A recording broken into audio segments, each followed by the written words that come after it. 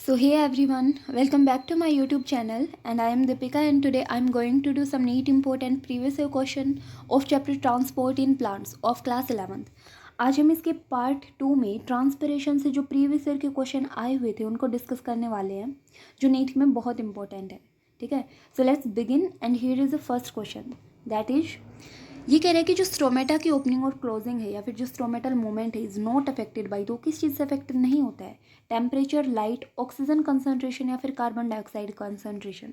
Right option is C. देखो, high temperature, light और CO2 की कंसनट्रेशन जो है वो ओपनिंग और क्लोजिंग ऑफ स्ट्रोमेटा पे इफेक्ट डालती है, बट ऑक्सीजन कंसनट्रेशन का नेग्लिजिबल इफेक्ट है. सो राइट ऑप्शन इज सी. ये क्वेश्चन जो हो नीट 2018 में पूछा गया क्वेश्चन था. फिर जो नेक्स्ट क्वेश्चन दे रखा है वो दे रखा है कि which of the following facilitates opening of stomatal aperture. इनमें से क्या चीज़ जो है वो ओपनिंग ऑफ स्ट्रोमेटल अपर्चर में हेल्प करती है. ठीक है, decrease in turgidity of guard cells, radial orientation of cellulose microfibrils in the cell wall of guard cell, longitudinal orientation of cellulose microfibrils in the cell wall of guard cell, या फिर contraction of outer wall of guard cells. ये question जो है वो NEET 2017 में पूछा गया question है. तो देखो इसमें क्या होता है, फर्स्ट तो बिल्कुल नहीं होगा. क्यों? क्योंकि ओपनिंग के लिए जो टर्गर प्रेशर है वो बढ़ जाता है. तो देखो, जब टर्जिडिटी जो है वो अपनी इंक्रीज हो जाती है गार्ड सेल के बीच में, तो अपनी जो थिन आउटर वॉल है, जो आउटर वॉल होती है वो क्या होती है, पतली होती है, और जो इनर वॉल होती है वो थिक होती है, मोटी होती है. ठीक है, तो आउटर वॉल जो है वो बल्ज आउट होने लग जाएगी और वो इनर वॉल पे फोर्स लगाएगी, जिसकी वजह से जो अंदर वाली शेप जो है वो क्रीसेंट शेप हो जाती है. कैसी शेप हो जाएगी? क्रिसेंट शेप हो जाती है. ठीक है, तो इसमें जो हेल्प करने वाली चीज़ है ना वो अपना ऑप्शन नंबर 2 है, radial orientation of cellulose microfibrils in the cell wall of guard cell. जो सेल वॉल होती है गार्ड सेल की, उसमें सेलुलोज माइक्रोफिब्रिल की ओरिएंटेशन रेडियल टाइप की होती है. ठीक है, तो इस चीज़ में जो हेल्प करेगा वो अपना ऑप्शन नंबर क्या होगा, 2 होगा. तो ये चीज़ थोड़ी ध्यान रखनी है कि स्टोमेटल अपर्चर में ओपनिंग के दौरान क्या क्या चीज़ें हेल्प करती हैं. बाकी के ऑप्शन इनकरेक्ट है. ये क्वेश्चन जो है नीट 2017 में पूछा गया है. सो नेक्स्ट क्वेश्चन इज, ये कह रहा है कि a column of water within xylem vessels of tall trees does not break under its weight because of. कह रहा है कि जो पानी का कॉलम है ना, जाइलम वेसल्स के थ्रू जो जाता है बड़े बड़े प्लांट के सॉरी ट्री के अंदर, तो वो उनका जो कॉलम है वो टूटता नहीं है. मतलब वो जो पानी जा रहा है तो वो जा ही रहा है, तो उसके वेट के कारण उनका फ्लो जो है वो रुकता नहीं है. तो क्यों नहीं रुकता है? सो फर्स्ट ऑप्शन दे रखा है लिग्निफिकेशन ऑफ जाइलम वेसल्स, या फिर पॉजिटिव रूट प्रेशर, या फिर डिजोल्ड सुगर्स इन वाटर, या फिर tensile strength of water. So first दे रखा है लिग्निफिकेशन ऑफ जाइलम वेसल, तो ऐसा कुछ नहीं होता है. पॉजिटिव रूट प्रेशर तो वो इसमें तो बिल्कुल हेल्प नहीं करेगा. ठीक है, फिर दे रखा है डिजोल्ड सुगर्स इन वाटर, तो इसका भी कोई मेन इंपॉर्टेंट काम नहीं होता है यहाँ पे. So right option is D, tensile strength of water. अब देखो ये होता क्या है, तो थोड़ा ध्यान रखना क्या चीज़, कि ये वाटर का जो मोमेंट है उसको एकदम से बिल्कुल सही से बिना टूटे वो कॉलम बनाने में जो हेल्प करते हैं ना, तो 3 टाइप के फोर्स होते हैं. सबसे पहला फोर्स जो होता है वो होता है कोहसन फोर्स. ठीक है, दूसरा जो होता है वो होता है एडेसन फोर्स, और एक जो काम आती है वो आती है सरफेस टेंशन. और इसमें जो ये कोहसन नाम की चीज़ है इसी को तो टेंसाइल स्ट्रेंथ बोला जाता है. ठीक है, तो ये इसका दूसरा ही नाम है, तो कंफ्यूज मत हो जाना. तो ये तीनों फोर्स अगर नाम आ जाए तो वही काम करते हैं इस वाटर की बिल्कुल सही से क्या बनाने में, कॉलम बनाने में. ठीक है, ये क्वेश्चन जो 2015 में पूछा गया था. Next question is, transpiration and root pressure cause water to rise in plants by. Transpiration जो होता है और जो रूट प्रेशर जो होती है, तो पानी को क्या करेंगी प्लांट के अंदर, राइज करेंगी. तो किसके थ्रू राइज कर देती है वो पानी को? Pushing it upward, pushing and pulling it respectively, pulling it upward, pulling and pushing it respectively. सबसे पहले जो काम करेगी तो क्या काम करती है? इस केस में जो सबसे पहला काम होता है वो क्या होता है, सबसे पहला काम होता है पुलिंग और फिर होता है पुशिंग. देखो, जो पुलिंग में हेल्प करने के लिए काम आता है वो आती है ट्रांसपिरेशन पुल. ठीक है, तो ट्रांसपिरेशन पुल इसमें यूज़ होगा, तो सबसे पहले अपने ट्रांसपिरेशन पुल बनता है. उसके बाद में वो क्या करेगा, वाटर को पुल करेगा by the help of cohesion and adhesion properties of water molecule, ऊपर खींचेगा. ठीक है, उसके बाद में जो है पुशिंग का काम होगा, पानी को पुश किया जाता है किसके थ्रू, इसमें जो हेल्प होता है वो रूट प्रेशर का काम होता है। पता है ना रूट प्रेशर क्या होता है, मैं पिछली वीडियोज़ में इसकी बहुत सारी रामायण बता चुकी हूँ। तो ये क्या काम करेगा, तो ये एक्टिव ऑब्जॉर्प्शन करता है, सोयल से आयंस को ले लेगा और जाइलम के अंदर जो है वो क्या करेगा, प्रेशर को बढ़ा देता है।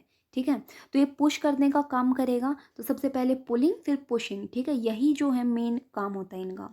इसी की वजह से जो है पानी का राइज या वाटर का राइज जो है प्लांट में क्या हो जाता है, मतलब वाटर राइज हो जाता है, बढ़ जाता है। ठीक है,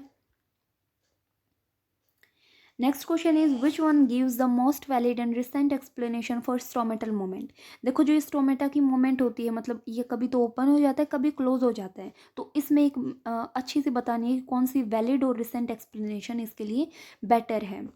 starch hydrolysis, guard cell photosynthesis, transpiration, potassium influx and efflux. So right option is D, potassium influx and efflux. Influx मतलब अंदर आना, इफ्लक्स मतलब बाहर भाग जाना। ठीक है, तो इसमें एक मोटा मोटा सा बता देती हूँ क्या होता है। तो इस थ्योरी के अकॉर्डिंग, मतलब ये जो potassium influx and efflux theory है, इसके अंदर देखो क्या होता है, पोटेशियम आयन भाग के अंदर आएगा, किसके अंदर आएगा, स्ट्रोमेटा की गार्ड सेल के अंदर आएगा और वहाँ पे इकट्ठा हो जाएगा। ये काम होता है दिन के दौरान। इसके वजह से क्या होगा, जब ये अंदर आएगा ना, इफ्लक्स होगा तो क्या होगा, स्ट्रोमेटा जो है वो ओपन हो जाता है। इनफ्लक्स होगा तो स्ट्रोमेटा क्या हो जाएगा, ओपन हो जाएगा। लेकिन जैसे ही रात होती है तो ये जो पोटेशियम आयन है भाग के बाहर चले जाते हैं स्ट्रोमेटा से, इसकी वजह से इफ्लक्स कहेंगे बाहर चले जाएंगे, तो फिर अपना स्ट्रोमेटा क्या हो जाएगा, क्लोज हो जाएगा, that is closing of stromata.